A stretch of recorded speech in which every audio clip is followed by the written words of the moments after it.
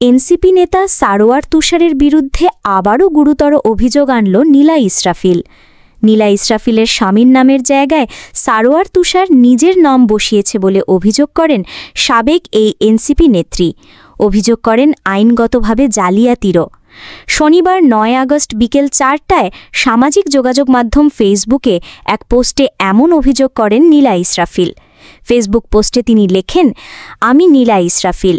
ওই দিন আমি ঢাকা মেডিকেল কলেজ হাসপাতালে ভর্তি ছিলাম সম্পূর্ণ অজ্ঞান অবস্থায়। আমার নিজের নাম, পরিচয়, জীবনের সিদ্ধান্ত সবকিছুর ওপর তখন আমার কোনো নিয়ন্ত্রণ ছিল না। আর ঠিক সেই সুযোগেই সারোয়ার তুষার আমার স্বামীর নামের জায়গায় নিজের নাম বসিয়ে দিয়েছে। এটা কোনো ভুল নয়, এটা আইনগতভাবে জালিয়াতি।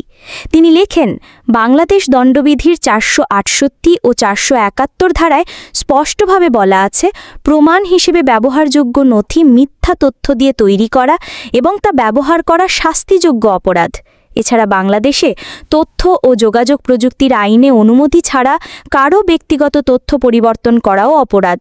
আমার অনুমতি ছাড়া আমার পারিবারিক পরিচয় বিকৃত করা মানে শুধু আমার সামাজিক সম্মানকে আঘাত করা নয়, এটা আমার মানবাধিকার লঙ্ঘন।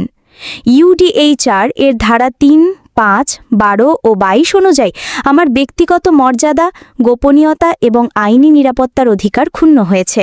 হাসপাতালের নথিতে এই ভুয়া তথ্য ভবিষ্যতে আমার বিরুদ্ধে ব্যবহার হতে পারে, আমার সামাজিক ও আইনগত নিরাপত্তাকে হুমকির মুখে ফেলতে পারে।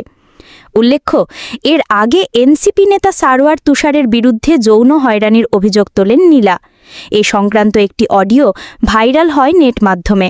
সেখানে নীলাকে কুপ্রস্তাব দেন বলে অভিযোগ করেন নীলা।